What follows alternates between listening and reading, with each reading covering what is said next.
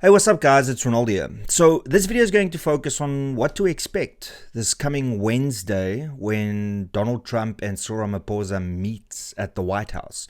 Now, I know a lot of people are interested in whether or not there's going to be a segment of this being broadcast live. And I will definitely be broadcasting live whatever they decide to talk about. And you can just click that link there to go and set a reminder. But there's a lot of interest in this, and the reason for that is because the world has kind of seen what is happening in South Africa. The EFF's Kill the Boer, Kill the Farmers song has been on repeat on X, on YouTube, on Facebook, everywhere. So the one good thing for all South Africans, not only white South Africans, for all South Africans, is that the hypocrisy by the government is on full display. Because these race-based policies that's been implemented in South Africa, as well as the singing of kill the boer, kill the farmer, and all of this animosity that's below the surface is finally going to come out in the public. For many years, South Africans were worried about the fact that what's happening in South Africa is not being seen and heard around the world. Well, we can no longer say that because every high-profile podcaster or news agency is talking about it. Whether they are talking in favor of white people and Afrikaners in South Africa or negatively about white people and Afrikaners, they are talking. That's the important thing. That's something that we didn't have 5 or more years ago in South Africa. Now, of course, the important thing here is to have a discussion that is based on facts and not making wild accusations that actually in turn do more harm than actually focused on the real issues. Because trust me, there's a lot of real issues that Donald Trump and Cyril Ramaphosa can talk about. They can talk about the 142 race-based laws in this country. They can talk about the corruption within the African National Congress that was the government of this country for 30 years before they joined the GNU last year rather. There's also many things that they can talk about with regards to the singing of a song that is asking for the killing of people. They can even take race out of it and just say, do you think with the history of South Africa that it is acceptable for one racial group to sing songs about killing another racial group? You know, the United States can honestly act like the neutral party in all of this. Because at the end of the day, the reason the South African contingent are going over there is to ensure that they can reset and start afresh, start new. Like talk about the tariffs that's been implemented, talk about perhaps the misconceptions that Donald Trump and his administration has about the ANC, about the GNU, about South Africa. But I think what is going to happen is I think Trump is going to give Cyril Ramaphosa the benefit of the doubt when they start in front of the media. And if he feels that Cyril is trying to avoid perhaps answering a question, then they're going to double down. So it's going to be interesting to see. But the things that I really want them to talk about is just the race-based laws in South Africa, the fact that it's been 31 years since apartheid ended. In actual fact, it's longer than that. It's been 31 years since we became a democracy. Apartheid ended in 89, 90, I believe. So it's 35 years since apartheid has ended. And then they all need to look at, investment and why overseas companies are expected to adhere to South Africa's broad-based black economic empowerment policies, where the greater good, of course, is job creation, investment in the country. But now you want to take ownership or a percentage of the ownership away from these people that want to come and spend billions in South Africa. They can invest anywhere. So we as South Africa aren't making ourselves attractive for foreign investment. This is not, hey, help the white person. This is help South Africa. Because if you are already right at the starting line telling people, hey, invest in our country, but a portion of your company has to go to black shareholders, then you're already putting yourself in the back of the line, in the back of the queue with other countries that don't have these racial classifications or requirements of you having to give your business away. There might be some, but you'll find that the countries that are getting the multi-billion-dollar investments are companies that don't have these policies. Now, the question obviously is, would you rather have a company that does not invest in South Africa because of race-based legislation, or would you have a company that invests because the government has made it easy for them and they can invest billions of rands in infrastructure that will assist South Africa, that will assist the local municipality, and it will create thousands of jobs for all South Africans? So would you rather want nothing and then get the broad-based black economic empowerment benefit of nothing? Or would you want something that is of great value and adds benefit to South Africa? So that's the first thing, is they need to talk about the broad-based black economic empowerment policies. Then they have to talk about the race-based laws in this country. They need to have that hard discussion with Cyril Ramaphosa and with the contingents that are there to talk about at what point is redress now considered adequate. Because the ANC's failure has led to the redress taking longer and longer, and more people being discriminated against that had no hand in apartheid.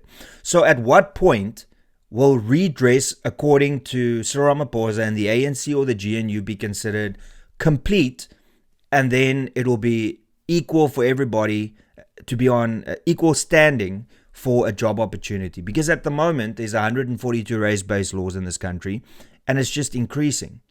They want to harden their stance on broad-based black economic empowerment in South Africa. So you eventually end up with a country that has an economic growth rate of less than 1%, but they still want to dictate what foreign investment need to do in order to invest in this country. That's why other African countries have got growth rates of 5, 6, 7%, and South Africa is less than 1%. Yes, yet we are the economic hub of Africa. How does that make sense? And then, of course, another thing that they would definitely need to talk about is the fact that you've got senior politicians and political parties that are singing songs about killing people. I mean, those are three big things. I know that the Israel-Palestine discussion is going to be very important because South Africa is the one that opened the case with ICJ against Israel. So that is probably going to be a discussion in the background, but that is definitely, I think, an important discussion that Trump wants to have. So, broad-based black economic empowerment, the 142 race-based laws, songs about killing people based on the color of their skin, and then the fact that this country is statistically a war zone, but we're not in a war. So can you understand why a lot of people look at South Africa and say there's a genocide going on there? Because, believe it or not, 84 murders a day is not normal. For the rest of the world, that's insane. I'm pretty sure that more people die every single day in South Africa than currently in Gaza. Perhaps even over the entire term of this war. If we had to add up how many people have died during the Palestine-Israel war and look at South Africa, I think that more people have died in South Africa than in Palestine and Israel, and they are a war zone. So those are things that need to be discussed. The important question is this going to be broadcast to the world, or is this going to be behind closed doors? Now, like I said earlier, I believe it all depends on the attitude of the people that sit there. I see that John Steenhuisen is also going with. The question is he going with as a minister of the GNU, or is he going as the leader of the Democratic Alliance, which is part of the GNU, but it's its own political party? Because if he's going as a GNU minister, then he's pretty much going to sing the praises of the ANC. If he goes as the leader of the Democratic Alliance, then he's going to go there to talk about expropriation without compensation, about the 142 race-based laws, the fact that people are singing songs about killing people. Who knows? Who knows what's going to happen? And another important topic will be the land rights issue, expropriation without compensation. I would like to hear how Cyril Ramaphosa or John Steenhuisen try and convince Donald Trump or JD Vance that no compensation is not zero. That's going to be fascinating to be able to watch on a live stream if that is what's going to happen. So what to expect? It depends. If we are able to have a longer question and answer session with the media that they broadcast and they get into the nitty-gritties, then it's going to be fascinating to watch. But I do think that they obviously want to get solutions. And I'm talking about Donald Trump and JD Vance. I don't think Cyril Ramaphosa is actually there to change his mind, to change his opinion. I firmly believe that he still, as he is flying there now, or as he has just landed, he believes that it's Donald Trump, JD Vance, and the United States government and its people that has a misconception about South Africa, and that there's actually nothing wrong in South Africa. You can sing songs about killing people because, hey, our constitutional court said it's fine. Even though it does nothing to build trust between races in South Africa or to build unity in this country. The 142 race-based laws, it's fine, it's redress. Even though we are 31 years into our democracy, we still need redress because of the government failure. The corruption, trillions of rands stolen from the poorest of the poor and stolen from the taxpayer that didn't go to the poorest of the poor. Those are things that Cyril Ramaphosa will need to take his ANC hat, put it aside, and be honest. Because do you honestly believe that Donald Trump and the United States don't have all the information? Forget what South African mainstream media is telling you.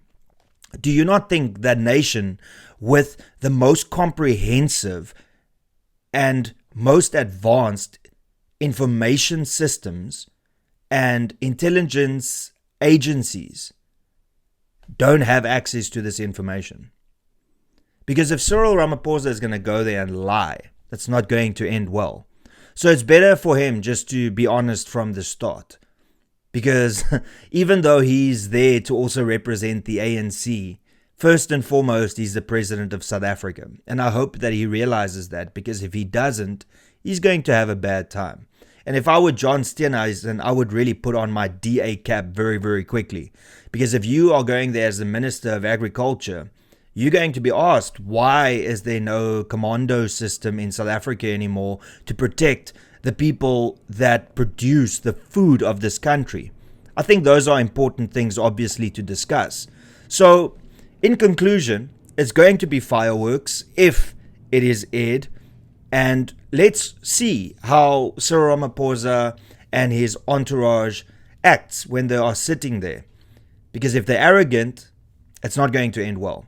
But I really do hope that it gets broadcasted. I think that the world needs to see. And listen, at the end of the day, I want what is best for South Africa. So if that means that there's no fireworks on the TV, but they actually progress in dealing with issues like kill the boot, kill the farmer, the Expropriation Act, the race-based laws in this country, perhaps looking at how they can assist to bring crime down, that is the first prize for South Africa. Of course, obviously bringing the tariffs down so that it is more affordable for South Africa to do business with the United States. But knowing the ANC, knowing the arrogance, knowing the GNU, I'm not very optimistic for that outcome. But it's going to be interesting to see how Donald Trump sees this, because out of all the countries he's commented on since he started his second term as the president of the United States, the one that he's been most obsessed about was South Africa. So this is personal for Donald Trump. And I do hope that the entourage that's traveling there realizes this, because I think Donald Trump is going to do everything in his power to make life as difficult for the South African contingent if they arrive there and they are arrogant. So let's see. Let's hope for the best. Let's hope that the South African representatives there aren't there with a cock attitude. Let's hope that Donald Trump also, just is reasonable to the aspects of what is being discussed. And let's hope for a good outcome for our country, because at the end of the day, we all want what is best for South Africa. And if that means that we have to face some harsh truths from the international community pertaining to race-based laws not okay, singing songs about killing people is not okay, then I really do hope that South Africa looks at that and goes, it's not impossible asking for those things, but time will tell. So that is what I think that you can expect that could potentially happen on Wednesday for a live stream, or other than that, behind the scenes when they talk about the important topics. And that's pretty much all I got to say. Thank you so much for tuning in. Be sure to smash that like button. Be sure to subscribe.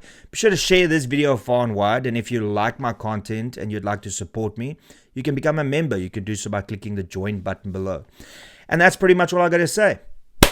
Let's see what happens on Wednesday. Till later. Cheers and peace out.